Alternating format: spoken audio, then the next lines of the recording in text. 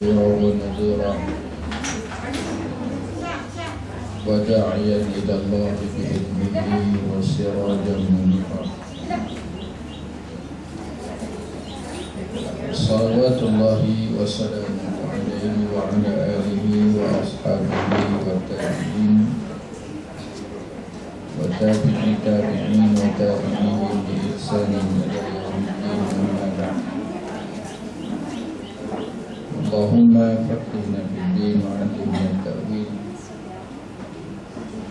ربنا افتح بيننا وبين قومنا بالحق وأنت خير الفاتحين. ولا حول ولا قوة إلا بالله العلي العظيم. ولا حول ولا قوة إلا بالله العلي العظيم. ولا حول ولا قوة إلا بالله العلي العظيم. Assalamualaikum warahmatullahi taala wabarakatuh. Muslimin muslimat, mukminin mukminat yang dirahmati Allah Subhanahu wa taala. Di pagi yang berbahagia ini, alhamdulillah kita amat bersyukur kehadrat Allah Subhanahu wa taala yang memberi kelapangan untuk kita sama-sama berada di dalam majlis ilmu pada pagi ini. Sama-sama kita memohon kepada Allah Subhanahu wa taala untuk sama-sama memberi kepada kita yang pertamanya sifat ikhlas, keikhlasan diri. Mudah-mudahan dengan sifat ikhlas dan keikhlasan itu, mudah-mudahan Allah Subhanahu wa taala memberi kepada kita insya-Allah ilmu yang manfaat insya-Allah. Apabila kita meletakkan batu ataupun asas kepada apa yang kita lakukan itu ikhlas semata-mata kerana mencari keredaan Allah Subhanahu wa taala, bukan kita nak menunjuk-nunjuk ilmu kita kepada orang-orang yang mungkin jahil ataupun orang-orang yang bodoh umpamanya, ataupun kita nak ada satu niat yang lain, maka kata Nabi SAW, orang ini tidak akan dapat mencium bau syurga. Sesiapa yang mempelajari ilmu, kata Nabi, tidak kerana Allah Subhanahu wa taala, ianya tidak dapat mencium bau syurga. Oleh itu sama-sama kita perbetulkan niat kita semata-mata nak mencari keredaan Allah Subhanahu wa taala. Mudah-mudahan Allah Subhanahu wa taala dengan niat yang baik itu memberi kepada kita ilmu yang memberi manfaat kepada kita insya-Allah.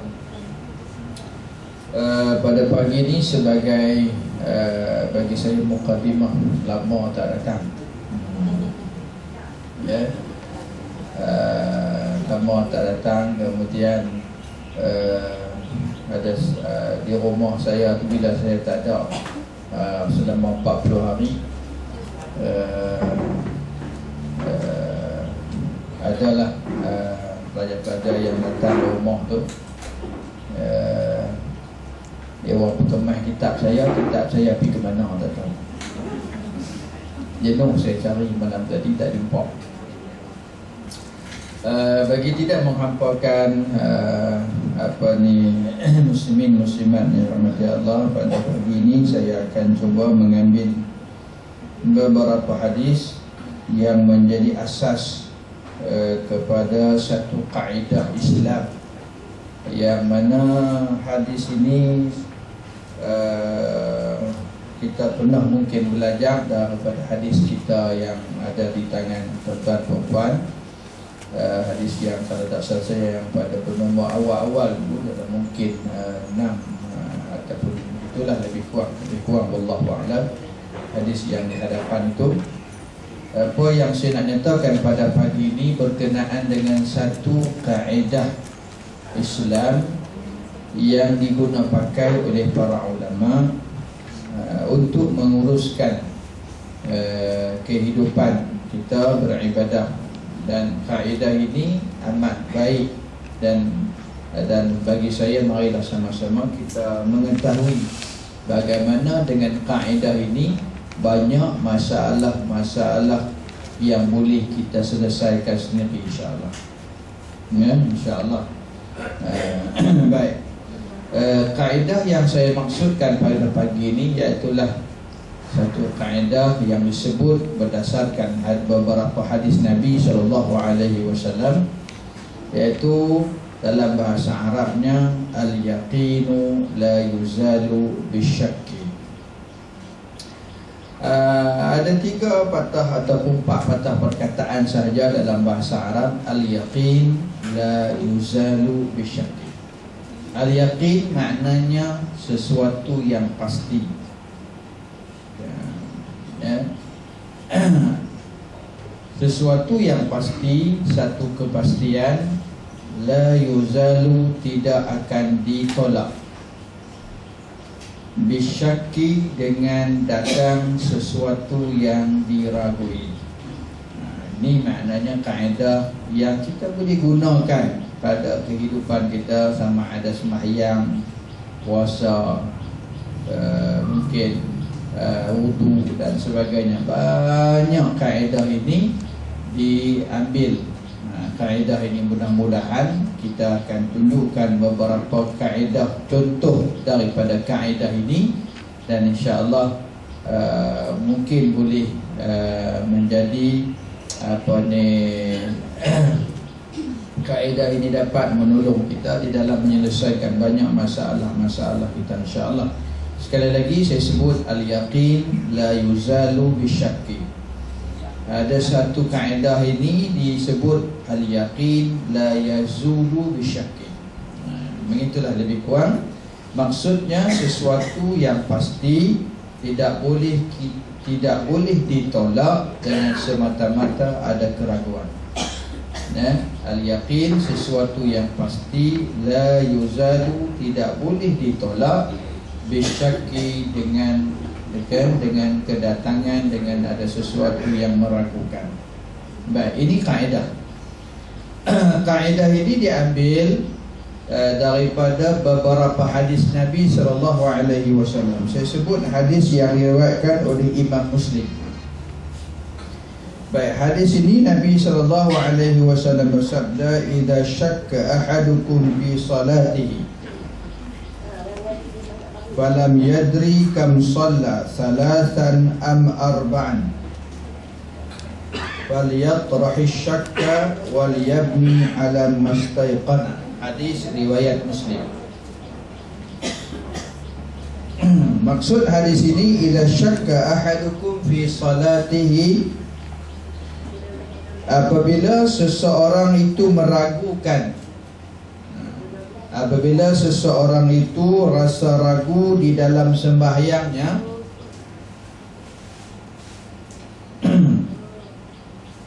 adakah dia sembahyang 3 ataupun 4,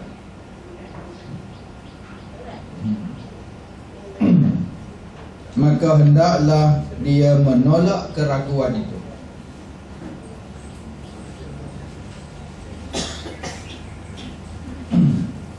Dan hendaklah ia mengamalkan apa yang telah ia yakini dan apa yang dia telah pasti. Ini hadis riwayat Imam Muslim. Hadis ini. Dan hadis ini kalau tak salah saya ada di dalam kitab kita tu, cuma saya tak apa nak pasti nombor berapa hadis tu. Tapi saya ingat ada dulu kita baca. Baik. Itu hadis yang pertama yang diriwayatkan oleh Imam Muslim. Dalam hadis ini Nabi SAW menyatakan, apabila seseorang itu dia rasa ragu-ragu dalam sembahyang, ini dalam bab sembahyang. Oleh itu kita boleh lihat ramai masyarakat kita kadang-kadang dia Fatihah baca ke tak baca lagi. Itu betul. Dalam hadis ni sebut sembahyang 3 ke 4 ke. 3 ke 4 ke gitu. Para ulama menjelaskan yang 4 itu, itulah yang disebut sebagai sesuatu yang kita ragui. Yang 3 rakaat itulah itu yang kita yakini. Kenapa 3 dan 4? 3 itu yang kita yakin, 4 itu yang tidak pasti. Kerana sebelum 4 kena ada 3 dulu. Dia tak akan main 4 melainkan setelah ada 3. Baik. Oleh itu nombor 3 itu pasti. Nombor 4 itu diragui. Apabila sesuatu yang meragukan berlawanan dengan sesuatu yang diyakini, maka yang diyakini itulah yang perlu kita pegang dan kita ambil. Boleh? Ini contoh yang pertama. Hadis yang kedua, hadis yang diriwayatkan oleh Imam Muslim daripada hadis Abu Hurairah radhiyallahu taala. Hadis ini kata Nabi, idza wajada ahadukum fi salatihi, idza wajada ahadukum fi batnihi syai'an aw ushkila alayhi akharaja minhu syai'un amla. Kata Nabi, apabila seseorang mendapati di dalam perutnya ada sesuatu yang mengganggu,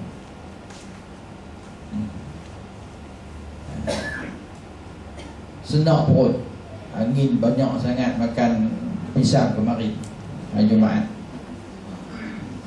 jadi senak perut sikit, kembung perut. Baik, adakah telah keluar sesuatu? Maknanya ketut dah ke, dak ke? Lalu kata Nabi, fala yakhrujanna, jangan dia keluar daripada sembahyangnya hatta yasma'a sautan aw yajida rihan, hingga dia mendengar bunyi ataupun dapat mencium bau. Jadi dia ada wudu, yakin dia ada wudu, dia yakin ada wudu. Kata Nabi, jangan keluar daripada sembahyang sehingga dia yakin dia batal dengan mendengar kentut ataupun bau. Tapi kalau bau kira orang mungkin, no? Baik, daripada dua hadis ini ada hadis yang lain lagi. Para ulama mengambil dua hadis ini sebagai asas kepada kaedah yang kita ambil tadi. Baik, sekiranya berlaku di dalam sembahyang kita, baca Fatihah ke belum? Baca ke belum nak tanya? Baca ke belum? Ini yang telah kita bincang, pernah saya bincang dulu. Sekiranya dia ragu-ragu baca Fatihah ke belum selepas ia rukuk bersama imam, maka orang ini tidak boleh untuk dia berdiri bagi membaca Fatihah yang ia tinggalkan. Bahkan rakaat itu tidak dikira untuknya. Ia mestilah menambah rakaat yang lain selepas salam ini. Tetapi kalau ini berlaku sebelum ia rukuk, imam rukuk, belum dia rukuk, dia datang keraguan, baca ke belum? Baik, sekiranya baca ke belum, tengok, dia kena fikir, dia kena renung di sebelah belakang. Renung, baca ke tidak tadi, dia ingat dia baca ke tak baca. Baik, sekiranya dia ingat kata dia tak baca, ataupun kita sebut sebagai kaedah di bawah kaedah ini, al-aslu makana ala makan. Bukan makan nasi. Asluhu baqa'u makana ala makana. Dia kata, kaedah yang ada di bawah ini, al-aslu baqa'u makana ala makan. Mengekalkan apa ni, sesuatu itu mengikut apakah pada peringkat asalnya. Apa kita tengok di asalnya. Kalau Fatihah ni, kalau dalam sembahyang ni, baca tak baca, asalnya tak baca. Itu kaedah dia. Itu kaedah. Kalau kita kata asalnya baca ke tak baca, dia kira tak baca. Itu asalnya. Begitu. Faham tak? Tak faham. Gini, saya nak tanya, kita dalam sembahyang Allahu Akbar tu, baca Fatihah ke belum? Belum. Maknanya asal keadaannya tak baca. Okay? Asalnya ada wudu ke tak ada wudu? Asalnya tak ada wudu. Itu asalnya. Itu sebut sebagai asal. Baik. Jadi kaedah ini kita boleh guna di mana-mana tempat dalam sembahyang. Contohnya, aku baca Fatihah ke belum? Imam dah nak rokok dah ni. Ingat baca belum? Baca belum? Kira tak baca. Kerana yakinnya belum baca, ragunya baca ke tidak. Jadi kena baca Fatihah. Imam rokok, kita tak boleh rokok. Ini contoh. Boleh? Boleh ni? Okey. Begitu juga apabila kita sembahyang, aku rokok ke belum tahu? Macam tu. Jaga. Ni. Bila orang habaq ni nanti jadi, kalau tak habaq tak jadi. Ataupun orang kai terus sembahyang buat lain. Ya? Baca ke belum? Tak baca. Rokok ke belum? Tak rokok. Gitu. Ya? Itu kita kena ambil. Jadi kalaulah contohnya kita rokok ke belum, rokok ke belum, rokok ni rakaat mana tahu? Pula ada pula rakaat mana. Kalau rakaat yang sama, aku rokok ke tak tadi ke terus sujud. Kalaulah dia sembahyang seorang-seorang, dia boleh patah balik, berdiri dalam keadaan i'tidal dan rokok. Macam tu cara dia. Kalau rakaat yang sama. Sekiranya rakaat yang kedua contohnya, dia teringat, jadi rakaat yang kedua tu dia terus jadi rakaat pertama. Gitu. Dan dia kena tambah selepas salam imam. Kalau lah dia ikut imam lah, kalau tak ikut imam, tambah je lah. Ni kalau dia tinggal rukuk. Begitu juga baca tasyahud ke tak tahu tadi? Tasyahud akhir, Assalamualaikum, bagi salam dah. Aku baca ke tak tasyahud tadi? Tahu ke habis ke tak habis? Asyhadu ke tak tahu tadi? Tak rasanya. Macam mana? Ketika itu dikira kita kena niat semula masuk sembahyang, sambung baca, kemudian sujud sahwi, barulah bagi salam. Pula. Jadi banyak perkara ini boleh kita amalkan ataupun jadi jalan penyelesaian. Satu dalam bab ibadah salat kita dulu yang pertama. Boleh? Niat umpamanya. Dalam bab niat, aku niat ke tak kah? Kalau dalam bab niat ni, keraguan dalam bab niat, dia tak dikira sah daripada awal sembahyang. Oleh itu sembahyang itu tidak dikira dan dikena rongkai balik sembahyang. Kerana dia tak sembahyang.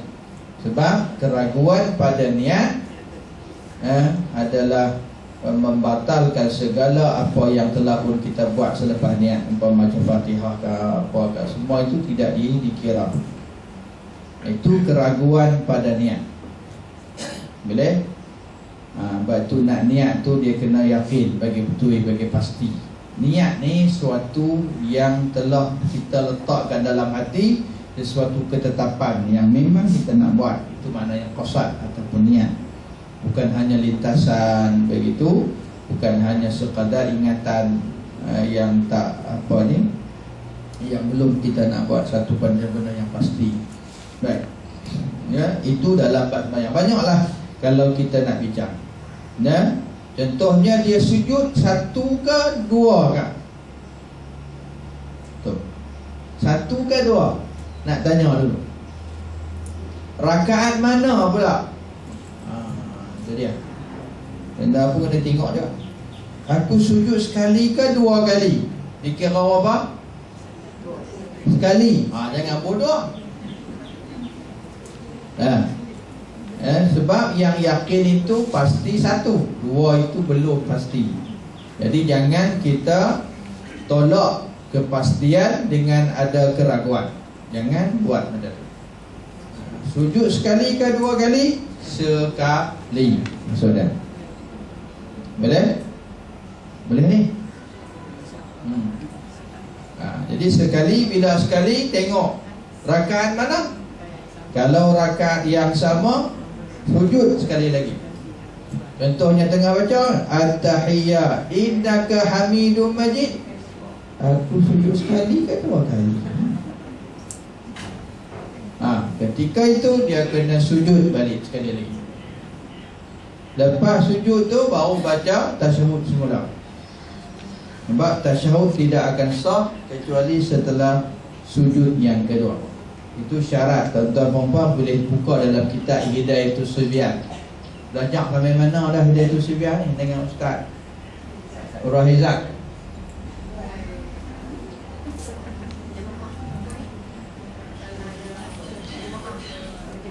Tu cuba tengok syarat sah tasyahud, mesti sah sujud. Itu yang insya-Allah. Maknanya mesti dilakukan selepas sujud yang kedua, sebab itu susunan sembahyang. Kata Nabi, sallu kama raaitumuni usalli. Sembahyang mana ikut macam tengok macam aku sembahyang. Maknanya sujud itu tasyahud itu mesti dilakukan selepas tasyahud, selepas sujud yang kedua. Maka kalau belum lagi kita sujud yang kedua, maka tasyahud kita tidak dikira sah. Boleh? Tu baru buat sembahyang tu. Ingat tu. Baik. Baik.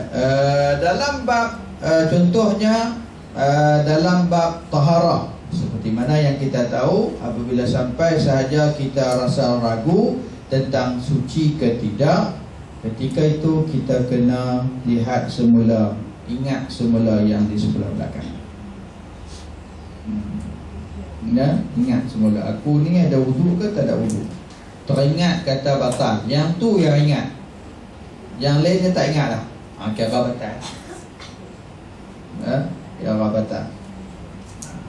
Baik. Begitu juga sebaliknya. Aku wudu ada ke tak ada, ingat. Yang ingat tu pukul 5 tadi mi wudu asar, tak ada berasa kentut lagi, berasa tak ada lagi. Kira ada. Kira ada. Macam tu. Jadi inilah kaedah yang disebut al-yaqin la yuzalu bisyak. Sesuatu yang yakin tidak boleh kita tolak dengan ada keraguan, dengan perkara yang apa yang telah kita yakini itu. Baik, itu di antaranya. Contoh yang seterusnya, apabila seseorang itu dia contohnya lepas maghrib letih sangatlah, Lepas maghrib letih sangat. Kemudian duduklah takati lagi. Masa tengok rantai syok pula. Tak kepala.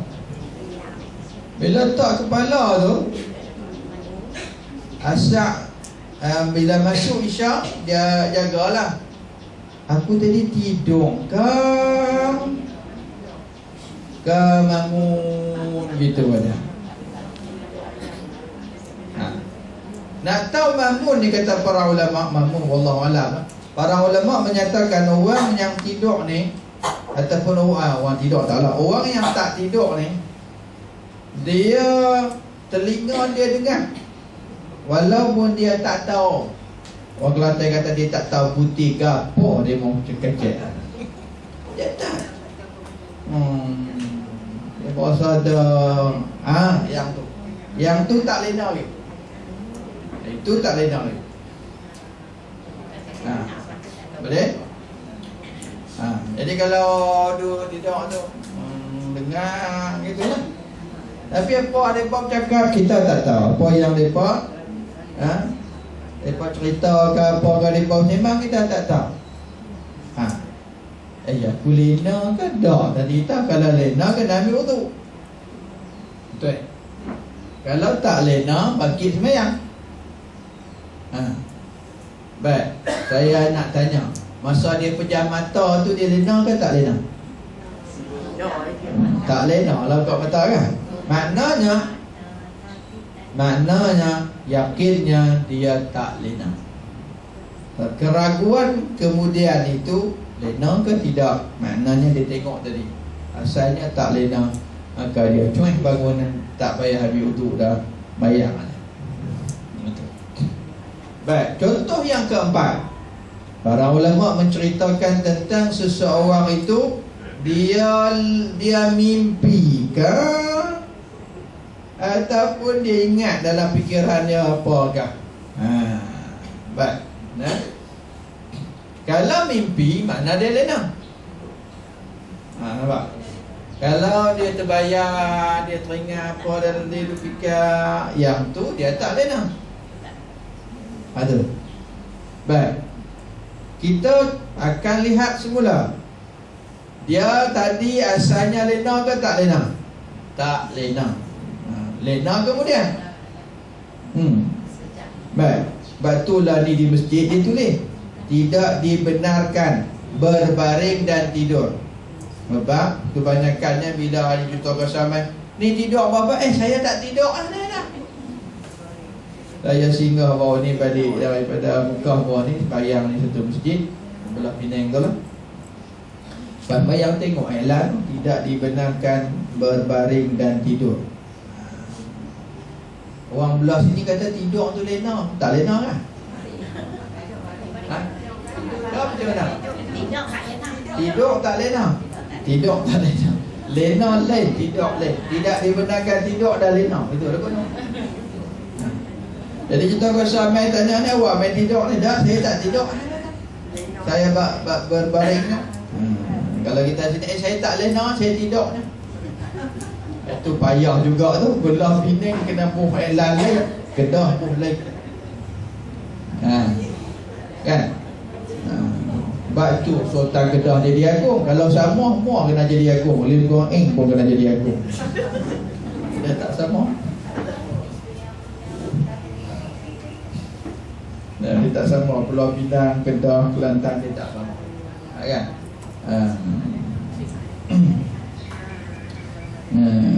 InsyaAllah Raja Kelantan akan mengulangi sejarah Raja Kedah, insyaAllah 5 tahun lagi Raja Kelantan pula jadi agung. Dulu Tok Wan dia meninggal masa jadi agung. Tok Wan dia dulu kan? Tok Wan dia dulu ni. Baik. Itu yang berapa? Contoh yang kelima. Baik, kita pergi pasal malam.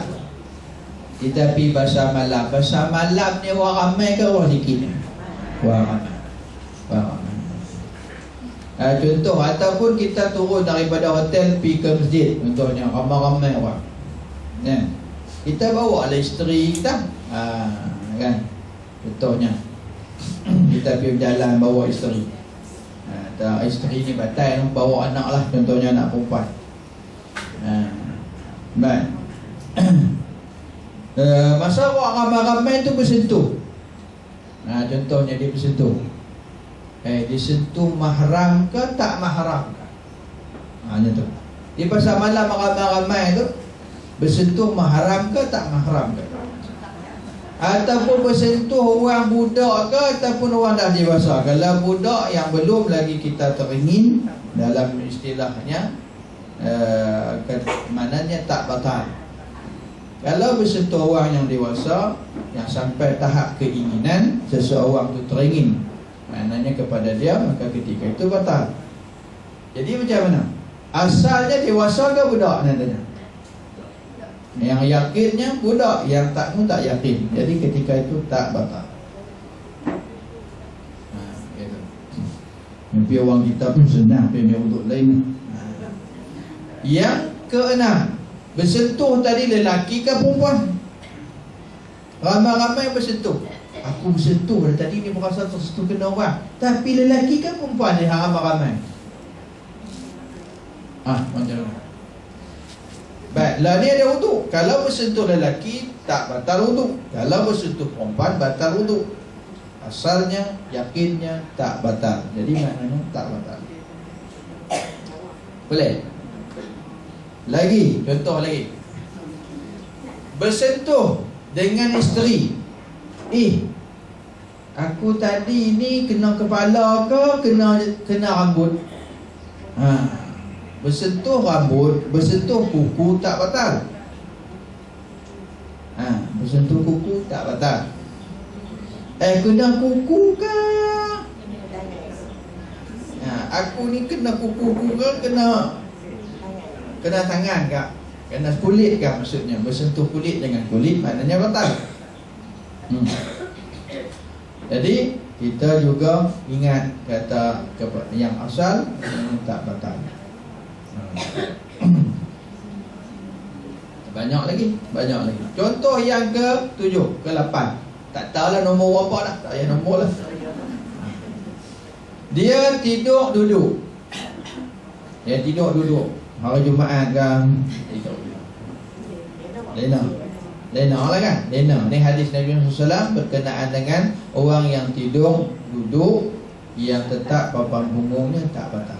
Sekarang ni persoalannya, dia lena tadi terangkat tak punggung dia ataupun tidak?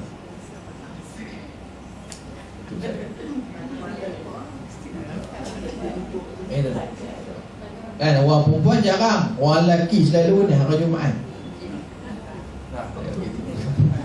Ataupun tengah mengaji kan? Kan? Tengah mengaji. Habis mengaji, aku batal ke tak ni tak? Kan? Nak sembahyang Isya ni. Baik. Jadi asalnya tidak terangkat punggungnya, maka tidaklah batal. Kata batal. Itu yang yakin. Baik.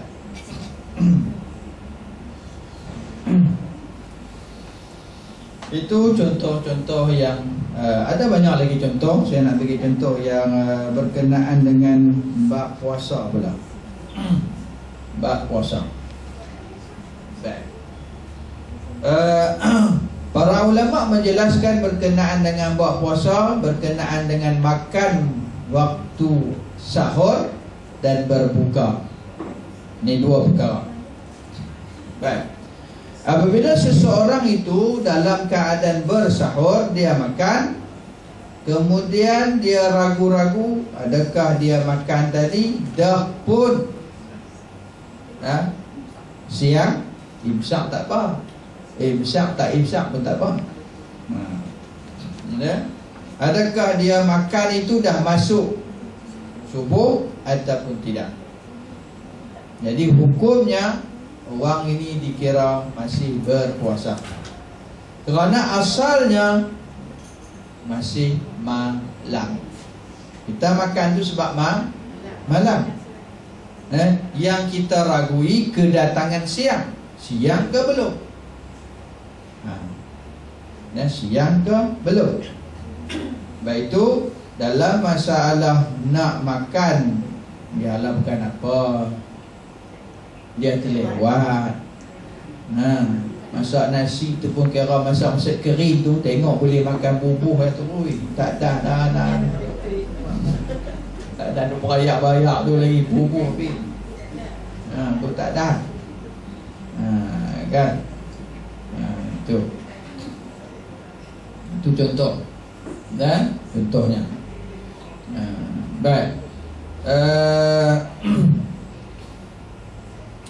Ketika berbuka pula, ini yang kita kena yakin masuk waktu. Betul-betul yakin masuk waktu. Kalau tak yakin masuk waktu, kita berbuka, maknanya tak sah ataupun batal puasa kita hari itu, sebab kita dalam keadaan siang dan kita meragukan adakah sampai dah malam ataupun tidak. Yang tu. Jadi nak buka puasa kena hati-hati. Itu kena hati-hati. Baik? Boleh tak? Ini kaedah yang disebut al-yaqin la yazulu bisyak. Air dalam tempayan, jika dengar di atas itu berdentum, jangan dibuang air itu. Kerana air yang ada dalam kita punya di baldi itu yakin dah ada air. Atas tu tak tentu turun lagi. Jadi orang Melayu punya buat dah. Al-yaqin la yazulu bisyak. Okay? Dengar bunyi buruh di sana, di langit sana, jangan buang air dalam tempayan. Jangan duk buang air dalam tempayan lagi. Baik. Begitu juga dalam waktu, contohnya dalam waktu sembahyang. Kita nak sembahyang, tuan-tuan puan, kita kena yakin masuk waktu. Kita tak boleh ada keraguan. Sebab kenapa? Kalau kita lihat, asalnya tidak masuk waktu. Asalnya tak masuk waktu. Masuk waktu ke tak, masuk waktu ke tak boleh sembahyang. Sebab kita tak tahu kata, ataupun kita tak yakini lagi masuk waktu. Baik. Begitu. Baik, berkenaan dengan haji contohnya. Haji ni banyak dah lah. Mentang-mentang Ustaz mengajar haji. Kuliah haji kita insya-Allah akan mula 21 hari bulan Januari. Awal. Tahun lepas kita mula pertengahan Februari tahun lepas. Tahun ni insya-Allah haji akan cepat dalam 10-12 hari. Dan tahun depan ni musim panas, insya-Allah taklah panas sangat. Tahun ni saya sempat juga di hujung nak balik itu musim sejuk. Kena hujung musim sejuk. Di Madinah sejuk pedih orang itu. Tapi alhamdulillah saya mesti boleh pakai baju macam ni. Yang orang yang tak biasa bungkus habis. Kepalanya bungkus, tangannya bungkus, kaki dia bungkus. Habis dia pakai stokin, dia pakai sarung tangan, semua dia bungkus. Ada laki-laki pun kena pakai pundah juga, tutup habis bagi hilang sikit. Bawah ni amat sejuk di Madinah. Itu keadaan yalah. Baik. Contohnya kita dalam bab haji ni, contohnya kita tawaf 5 ke 4 lah, tu senang. Sa'i pun macam tu lah, kalau bilangan macam tu lah. Baik.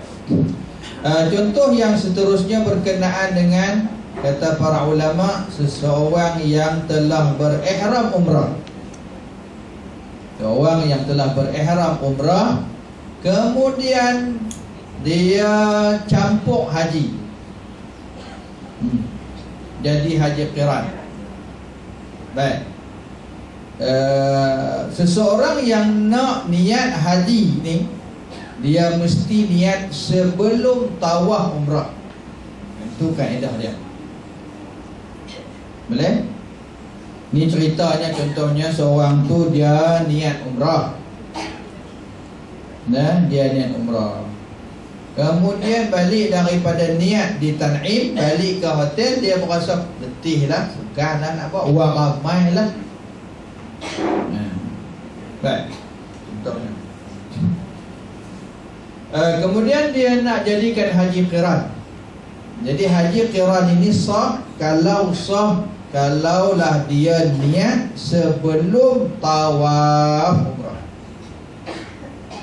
Dah tawaf, dah masuk kerja umrah, ketika itu dia tak boleh dah nak tukar, nak jadikan haji qiran. Itu dah cerita dah. Itu cerita dah. Baik.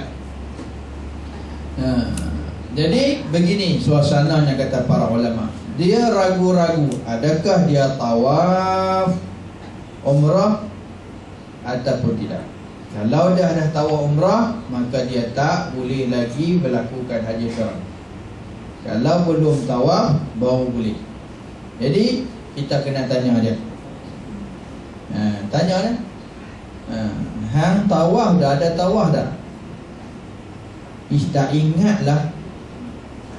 Yang ada tawaf ada, tapi rasanya tawaf sunat, tawafmu tak tahu ada ke tak ada.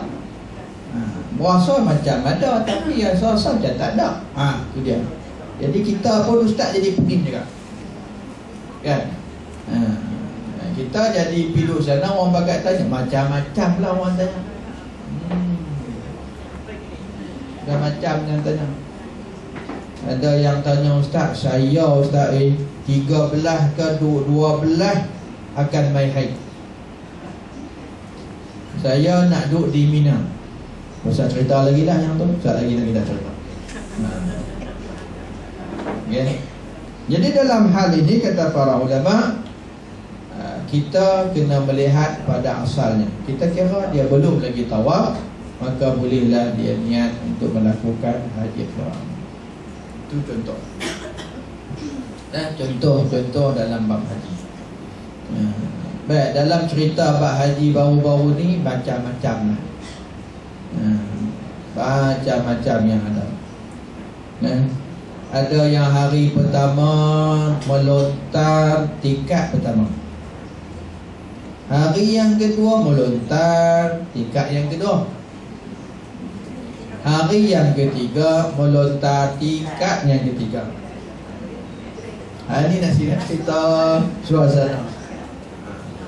Boleh? Melontar hari yang ketiga, tingkat yang ketiga. Tapi ketiga-tiga hari tasyrik 11, 12, 13, dia hanya melontar jamratul ula saja.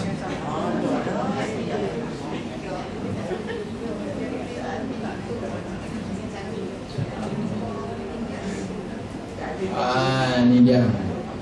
Siapa yang balik awal Malaysia belum lagi melontar hari yang ke-12, 13, bayar dam lah, kan? Nak balik pilihan raya punya pasal balik awal sah. Baik, kena balik awal. Wallahu alam. Kita dengar macam-macam cerita, kan? Lah macam-macam cerita dunia. Pagi tadi saya buka tengok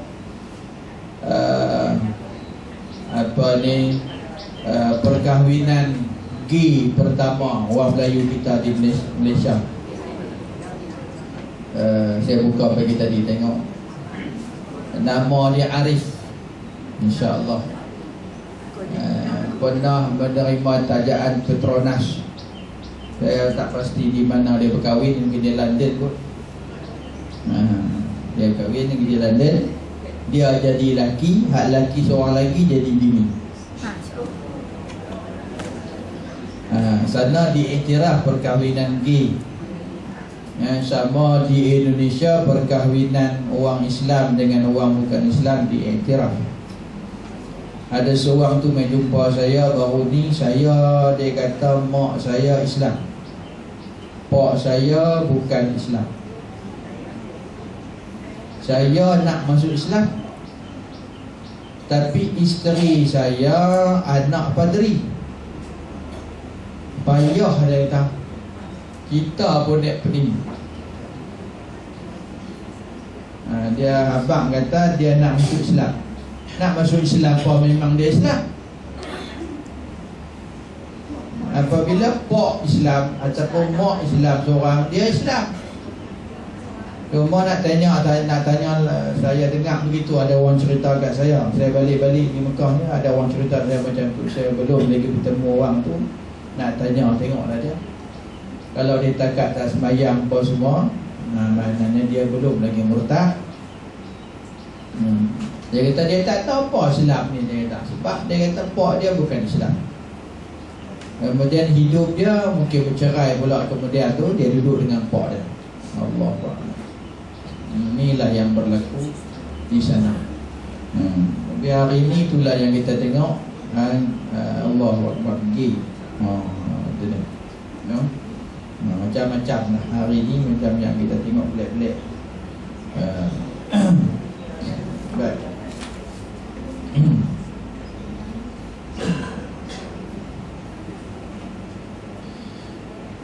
Baik, yang seterusnya contoh-contoh yang lain. Apabila seseorang itu ada kaedah yang dia letak di bawah kaedah ini, kaedah di sini, kaedah ini disebut al-aslu fi kulli hadithin taqdiruhu fi aqrabi zamanin. Ini contoh kaedah yang di bawah ini. Kaedah ini maksud asal pada setiap sesuatu perkara yang berlaku hendaklah dilihat pada waktu yang paling hampir. Dan asal pada setiap sesuatu kejadian perlu dilihat ataupun perlu dikembalikan ataupun perlu dilihat dengan sehampir-hampir masa ataupun paling dekat masa kejadian.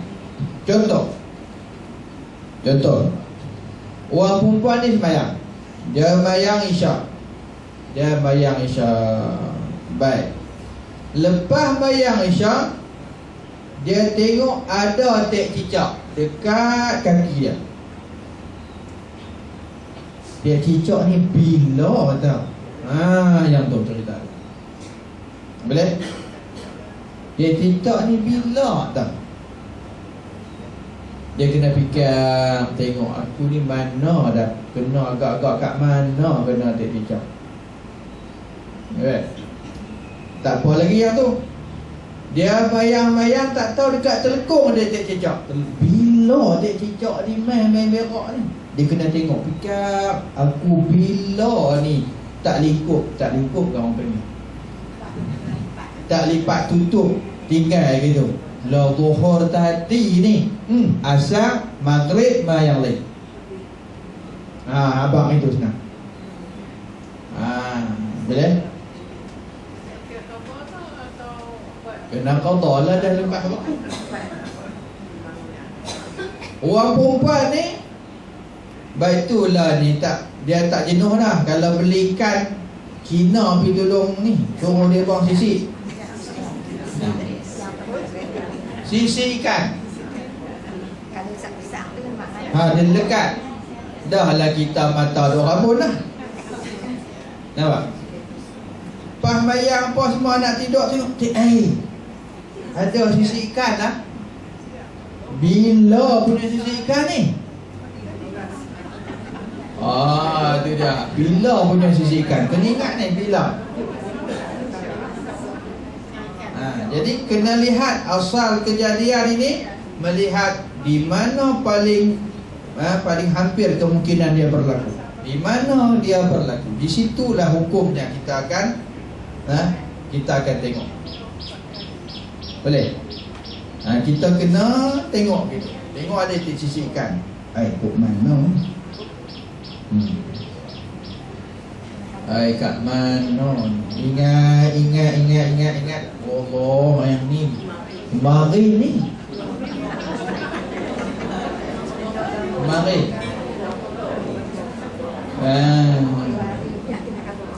Kebetulan kemarin ni menimba. Mana ada orang menimba dah lah ni. Kan menimba dulu kan kampung-kampung kan. So dia punya banyak lah ikan. Nampak? Jadi tak kena tu. Tak kena. Jadi Zuhur kemarin, Nasak kemarin, sampailah Isya ni. Isya pun tak jadi. Kenapa? Kena ulang balik bayang Isya. Ada lagi Isya. Yang lain tu kena potong. Jangan dia tengok sikan buang itu ya. Buang. Tak kena elok.